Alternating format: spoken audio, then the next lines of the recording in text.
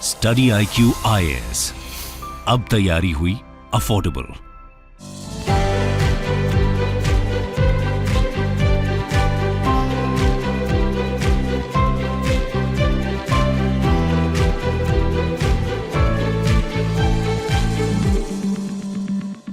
नमस्कार दोस्तों, एक बड़ी खबर आई है भारत के अर्थव्यवस्था के पर्सपेक्टिव से। बताया जा रहा है कि भारत का जो फॉरेक्स रिजर्व है ये 2 ईयर लो पर चला गया है। 2 साल में सबसे कम रिजर्व हमारे पास बचा है। ये आप देख सकते हो कि फॉरेक्स रिजर्व जो है पिछले 7 दिनों में $6.7 बिलियन और गिर गया और ये अब पहुंच चुका है $564 बिलियन। ऐसा यहां पर आरबीआई का कहना है। तो इसको डिटेल से समझेंगे। यहां पर जो फॉरेक्स रिजर्व होता है उसके अलग अलग कंपोनेंट क्या होते हैं वो भी मैं आपको अच्छे से समझाऊंगा। अगर आपको नहीं पता है तो वो मैं आपको एकदम क्रिस्टल क्लियर कर दूंगा। और साथ ही साथ हम देखेंगे कि क्या इसकी वजह से भारत की जो अर्थव्यवस्था है उसको प्रॉब्लम आ सकती है, रूपी के ऊपर क्या असर है, काफी कुछ जानने को है। चलिए आगे बढ़ते हैं, लेकिन उसके पहले ध्यान रखिएगा दोस्तों, 22 अगस्त से यूपीएससी का पूरा बैच स्टार्ट हो चुका है जिसमें प्रीलिम्स और मेंस की पूरी तैयारी कराई जाती है और इसको ज्वाइन करने का आखिरी डेट है 31 अगस्त। तो उसको जल्दी करिए, हमारे वेबसाइट और ऐप पर जाइए और वहां पर कोड इस्तेमाल करिए अंकित लाइव, ताकि सिर्फ 19,000 में ये पूरा कोर्स और इसके अंदर जितने भी फीचर्स हैं, live classes, notes, answer writing practice, in fact आपको एक मेंटर भी दिया जाता है। कोई प्रॉब्लम है, कभी कुछ है, आप पूछ सकते हो। इसके अलावा यहाँ पर आपको जो अलग अलग स्केड्यूल है वो पहले ही दे दिया गया है। कोई भी क्लास मिस होती है, डोंट वरी, सब कुछ आप रिकॉर्डेड फॉर्म में भी देख पाओगे। इसके अलावा अगर आपको एमसीक्यूज अटेम्प्ट करना है तो मेरे इंस्टा पेज पर जाइए, वहां पर स्टोरीज में जितने भी एमसीक्यूज हैं उसको आप अटेम्प्ट कर पाएंगे। तो चलिए शुरुआत करते हैं और सबसे पहले देखते हैं एग्जैक्टली हो क्या रहा है। देखिए, भारत की फॉरेक्स रिजर्व, आपको पता है कि जब हम फॉरेक्स रिजर्व की बात करते हैं तो आरबीआई इसको कंट्रोल करती है। फॉरेक्स रिजर्व इंपॉर्टेंट क्यों होता है? क्योंकि फॉरेक्स रिजर्व में जो सबसे इंपॉर्टेंट कंपोनेंट होता है वो है फॉरेन करेंसी। जो विदेश के अलग अलग देशों की जो करेंसी है उसका रिजर्व एक प्रकार से आप कह सकते हो। इसके अलावा भी कई चीजें होती हैं, गोल्ड होता है, एसडीआर होता है, वो मैं आपको आगे बताऊंगा। लेकिन जो सबसे इंपॉर्टेंट कंपोनेंट होता है वो होता है आपका फॉरेन करेंसी। जैसे डॉलर सबसे ज्यादा हम रखते हैं क्योंकि डॉलर की डिमांड बहुत ज्यादा। अगर मान लो हमें कहीं से ऑयल मंगाना है, कुछ भी करना है, तो हमें डॉलर में पेमेंट करना होगा। ऑल्दो अभी इसको लेकर काफी डिबेट हो रहा है क्योंकि आपने देखा होगा आरबीआई कोशिश कर रही है कि रूपी के टर्म में यहां पर हम एक्सचेंज कर सकें, ट्रेड कर सकें। तो वो तो आगे की बात है, लेकिन अभी प्रेजेंट में डॉलर की डिमांड सबसे ज्यादा है, उसके ऊपर लोगों का भरोसा सबसे ज्यादा है। तो जब भी हम कहीं ट्रेड करते हैं किसी भी देश के साथ तो हम डॉलर में एक प्रकार से पे करते हैं। तो इसी की वजह से आपको पता है, क्योंकि हम भारत में कई चीजें मंगाते हैं, इंपोर्ट कराते हैं, ऑयल से लेकर बहुत से ऐसी चीजें, और हमें डॉलर की आवश्यकता पड़ती है। तो अगर मान लो हमारे पास अच्छा रिजर्व रहेगा, डॉलर का रिजर्व रहेगा, तो जाहिर सी बात है ना कि कल के डेट में कोई प्रॉब्लम नहीं आएगी। 1991 में यही हुआ था, हमें ऑयल मंगाना था लेकिन जो डॉलर्स है वो खत्म होता जा रहा था। तो हुआ क्या है कि ये जो डॉलर है आरबीआई ने पिछले 4-5 वर्षों में अगर आप देखो तो बहुत तेजी से इंक्रीज किया है। There is no doubt about it. मतलब कि अनएक्सपेक्टेडली जिस तरीके से उसको बिल्डअप किया जा रहा था, कर रहे थे। क्योंकि अभी रिसेंटली अगर आप देखिए, अगर आपने जितने वीडियोस मेरे देखे होंगे, तो चाहे श्रीलंका का क्राइसिस है, नेपाल की बात करिए, भूटान को लेकर अब चर्चा हो रही है, पाकिस्तान हो गया, उनके पास प्रॉब्लम क्या है? रिजर्व नहीं है, फॉरेक्स रिजर्व नहीं है। तो यहां पर उसकी वजह से उनको आईएमएफ जाना पड़ता है, क्राइसिस आ रही है। तो उसकी यहां पर क्योंकि भारत के पास रिजर्व काफी अच्छा बचा हुआ था तो हम एक प्रकार से सेफ थे। लेकिन लगातार ये अब गिरता जा रहा है, जैसा कि मैंने बताया, जो है आरबीआई के द्वारा रिसेंटली वीकली स्टैटिस्टिकल डेटा में बताया गया है। अगर आप आरबीआई की वेबसाइट पर जाओगे तो इस तरह से हर वीक ये पूरा डेटा रिलीज किया जाता है। अभी रिसेंटली इन्होंने 26 अगस्त को रिलीज किया। लेकिन ध्यान रखिएगा, आरबीआई जो भी डेटा रिलीज करती है जिस डेट को, उसके एक वीक पहले का ये रहता है। तो मान लो 26 अगस्त को रिलीज किया, मतलब 19 अगस्त का डेटा, मतलब 19 अगस्त तक भारत के पास कितना रिजर्व था वो हमें पता चलेगा। ये आप देख सकते हो एज ऑन अगस्त 19। तो यहां पर अब इस पिक्चर को अच्छे से समझने की कोशिश करिए। मैं यहां पर आपको अच्छे से टाइम देना चाहता हूं, पॉज करिए, देखिए क्या है ये। देखो यहां पर हमारे पास बता रहा है कि टोटल रिजर्व, जितना फॉरेक्स रिजर्व है उसमें कितना है हमारा इस समय। It is $564 billion. This is $564 billion. मतलब इसके पहले वाले हफ्ते में देखोगे आप तो ये हमारा $570 बिलियन से ऊपर था। तो अब ये रिड्यूस हो गया है, $6.6 बिलियन कम हुआ है और इसकी वजह से ये अब आ चुका है $564 बिलियन। अब इसके अंदर मैंने आपको बताया कई सारे कंपोनेंट होते हैं, लेकिन जो सबसे इंपॉर्टेंट कंपोनेंट होता है वो होता है आपका फॉरेन करेंसी। जो फॉरेन करेंसी एसेट्स होते हैं, डॉलर, यूरो, पाउंड हो गया, लेकिन उसमें सबसे ज्यादा मात्रा डॉलर की होती है। तो $564 बिलियन में से कितना है हमारे पास? इट इज $501 बिलियन करेंसी के फॉर्म में है, जो फॉरेन करेंसीज होती हैं उनके फॉर्म में है। चलो यहाँ तक तो समझ में आ गया। इसके अलावा गोल्ड भी हम रखते हैं। गोल्ड आरबीआई कितना रखती है? लगभग $39 बिलियन के आसपास, ठीक है। तो 564 में से 501 ये हो गया, $39 बिलियन गोल्ड हो गया। लेकिन अक्सर लोगों को कंफ्यूजन रहता है कि एसडीआर क्या है और reserve position in the IMF क्या है। देखो क्या होता है कि इसको समझने की कोशिश करिए। आईएमएफ, इंटरनेशनल मॉनेटरी फंड, इसके अंदर हर एक देश को कोटा दिया जाता है, ठीक है। मान के चलो भारत को कोटा दिया गया है 2.5%, ठीक है। आप देखोगे तो इसी के आसपास है लगभग। तो 2.5% मान लो भारत का कोटा है। तो क्या होता है कि आईएमएफ एसडीआर इशू करती है। अब समझो एसडीआर क्या है? Special drawing rights. ये एक प्रकार से आप कह सकते हो करेंसी होता है। मतलब एग्जैक्टली एक करेंसी नहीं है, कोई नोट नहीं है, लेकिन आप एक तरह से इसको करेंसी के तौर पर इस्तेमाल कर सकते हैं। मान लो आपको आपने अमेरिका से कोई उधार लिया था, वो रिपेमेंट करना है, आपके पास डॉलर नहीं बचा है, तो आईएमएफ से क्या किया? आपने उधार ले लिया, एसडीआर ले लिया, और वो एसडीआर पे कर दिया एक प्रकार से। तो ये करेंसी के तौर पर काम कर सकता है। आप एक तरह से यूं समझो, हमें सऊदी अरब से ऑयल मंगाना है, डॉलर नहीं बचा है, तो एक प्रकार से एसडीआर के माध्यम से हमने पेमेंट कर दिया। मतलब ये करेंसी नहीं है, लेकिन ये वर्क करेंसी की तरह करता है। और एसडीआर की वैल्यू क्या होगी? ये बेसिकली जो बिग करेंसीज हैं उनका एक बास्केट है, समूह है, उसके एवरेज पर निकाल कर होता है, वेटेड एवरेज। जैसे डॉलर हो गया, पाउंड हो गया, यूरो हो गया, चाइनीज रेनमिनबी हो गया, उनकी करेंसी हो गई। तो इन सब का एक तरह से वेटेड एवरेज निकाला जाता है। तो मैं अगर आपको बताऊं एग्जैक्टली इस समय, अगर मैं कहता हूं मेरे पास 1000 एसडीआर है, 1000 एसडीआर है, which is almost equivalent to $1300 के आसपास।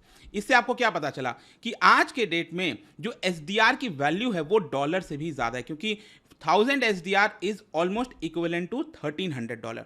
तो होता क्या है कि आईएमएफ एक SDR इशू कर देती है। मान लो आईएमएफ ने कह दिया कि हमने 1000 SDR, जो $1000 बिलियन, ठीक है, समझो इस तरह से, $1000 बिलियन SDR इशू कर दिया हमने। बट आई थिंक शायद ये 6 या 700 बिलियन SDR के आसपास, डॉलर नहीं, डॉलर गलत हो जाएगा।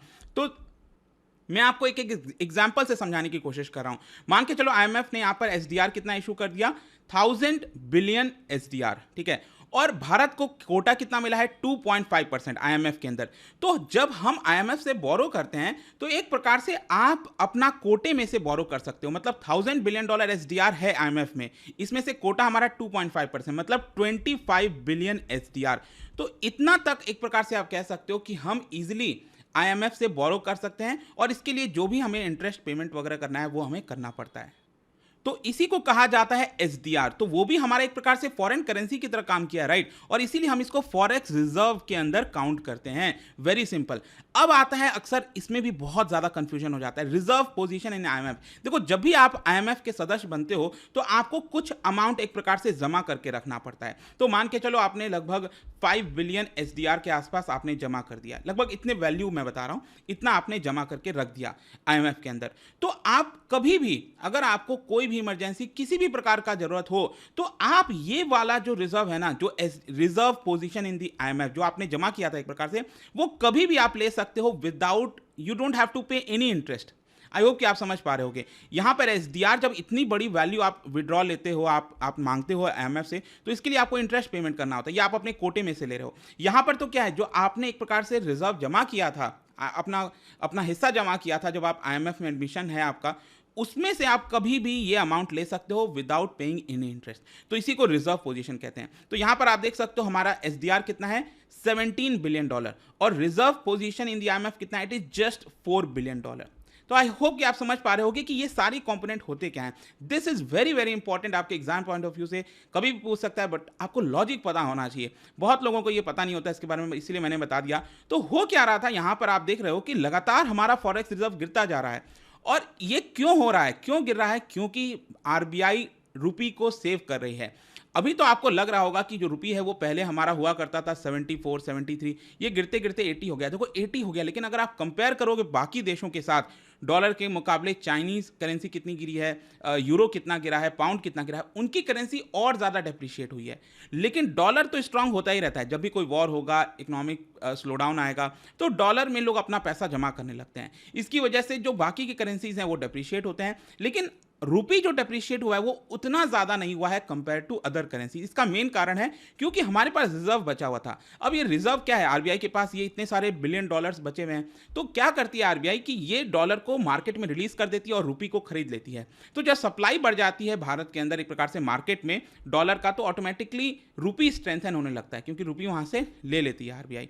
और इसी की वजह से क्या होता है कि रूपी को बचा कर रखती है आरबीआई इसके माध्यम से। जब हमारे पास अच्छा रिजर्व होगा तो हम रूपी को बहुत ज़्यादा डेप्रिशिएट नहीं होने देंगे।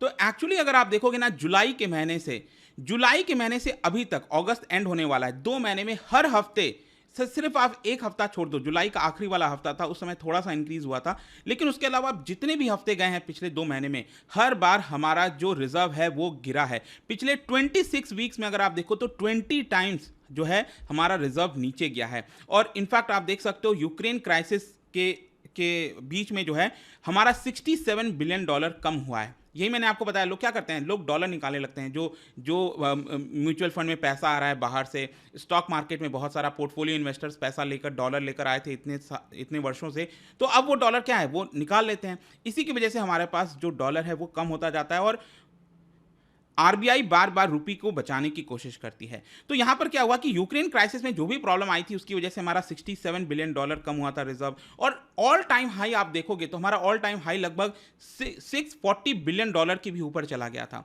और उसके मुकाबले अभी जो है $80 बिलियन कम है, मतलब कि काफी कम हुआ है, और ये 2 साल के सबसे लोएस्ट पॉइंट पर आ चुका है। और देखो आरबीआई ने भी क्लियर स्टेटमेंट दे दिया था कि जो भी हमें करना पड़ेगा रूपी को बचाने के लिए, हमें जो भी करना पड़ेगा वो हम करेंगे। तो यहां पर अब क्या हो रहा था कि ये 80 के नीचे तो बचा कर रखे थे, लेकिन आज सुबह सुबह जब मैंने देखा तो यहां पर पता चला कि रूपी जो है ऑलमोस्ट 80 टच कर दिया है। तो ये 80 टच कर दिया, आप देखना होगा कि और कितना यहां पर नीचे जाता है, ये एक इंटरेस्टिंग चीज होगा। तो क्वेश्चन ये है कि क्या भारत की इकोनॉमी को खतरा है? देखो ऐसा अभी नहीं है, क्लियर शब्दों में मैं बताऊं तो अभी भारत की इकोनॉमी को ऐसा कोई खतरा नहीं है, क्योंकि भारत का फॉरेक्स रिजर्व अभी भी पूरे विश्व के अंदर 4th लार्जेस्ट है। देखो रशिया का आपको दिख रहा होगा 4th नंबर पर, बट देखो रशिया अभी डॉलर इस्तेमाल नहीं कर सकता। आपको पता है कि यूएस ने यहाँ पर बैन किया हुआ है, सैंक्शंस लगाए हुए हैं, तो एक प्रकार से रशिया का यहाँ पर अभी कोई मतलब नहीं है। तो भारत का अगर आप देखोगे $564 बिलियन, ये हम 4th पोजीशन पर आप कह सकते हो। सबसे ज़्यादा तो ऑब्वियस सी बात है चाइना के पास है, $3 ट्रिलियन से भी ज़्यादा है, ह्यूज है चाइना के पास, और इसीलिए वो बीआरआई और अलग अलग जगह लोगों को, अलग अलग देशों को पैसा देता रहता है, और उसकी वजह से आपको पता ही है बाकी देश जो हैं वो डेट रिडन हो जाते हैं और वो संकट में आ जाते हैं। श्रीलंका है, कहीं पर कोई भी देश आप देख लो, तो उनके पास तो डॉलर है और इसी का वो फायदा उठाते रहते हैं। तो एक प्रकार से सरल शब्दों में आप यूं समझिए कि ये जो डॉलर है हमने इसी टाइम के लिए बचा कर रखा था, अब हम इसका इस्तेमाल नहीं करेंगे तो कब करेंगे? जो आरबीआई पिछले 5-6 वर्षों से लगातार डॉलर बिल्डअप करती जा रही थी, रिजर्व बिल्ड कर रही थी, वो क्यों कर रही थी? वो इसी कारण की वजह से कर रही थी कि कल के डेट में कोई प्रॉब्लम होता है, कोई दिक्कत आता है तो हम यहां पर बचा लेंगे। देखो 2008-9 में भी आपको याद होगा स्लोडाउन आया था, और उस समय जो रिजर्व है वो हमारा $70 बिलियन कम हो गया था। ठीक है, यही होता है अक्सर कि यहाँ पर जो है डॉलर्स काफ़ी ज़्यादा पैसे बाहर जाने लगता है भारत से, और उसकी वजह से आरबीआई को इंटरवीन करना पड़ता है और आरबीआई डॉलर रिलीज करती रहती है अपने रिजर्व में से। और अभी कोविड-19 के पीरियड में ऐसा कोई बड़ा असर नहीं हुआ था, $17 बिलियन ही कम हुआ था, लेकिन ये जो रशिया यूक्रेन का वॉर हुआ इसमें $56 बिलियन हमारे रिजर्व में से कम हो गए। तो अभी भी हो सकता है, क्योंकि अभी मैंने आपको बताया 80 पहुंच गया, $1 = 80 पहुंच गया। अब ये हो सकता है 81 जैसे ही जाएगा, 81 की तरफ बढ़ेगा, फिर से आरबीआई इंटरवीन करेगी, फिर से डॉलर को रिलीज करेगी। तो अभी ये जो $564 बिलियन आपको दिख रहा है रिजर्व, हो सकता है ये और कम हो जाए, 550 पर आ जाए, 530 पर आ जाए, लेकिन यही तो तरीका होता है, आरबीआई है इसको ध्यान रखने के लिए। तो ऐसा भारत की इकोनॉमी को कोई खतरा नहीं दिख रहा है, एटलीस्ट फॉरेक्स रिजर्व के मामले में, डोंट वरी। और जाने से पहले एक इंटरेस्टिंग क्वेश्चन, क्या बता सकते हो कि foreign exchange reserve can not include which among the following?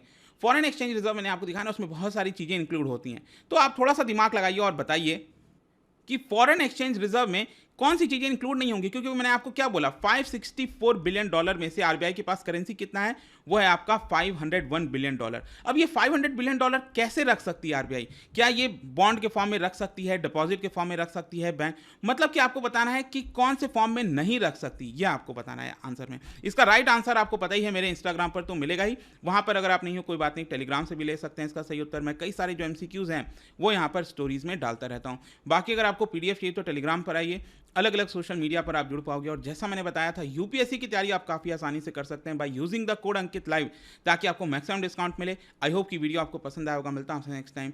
Till then, thank you very much, see you soon. Study IQ IAS, अब तैयारी हुई अफोर्डेबल।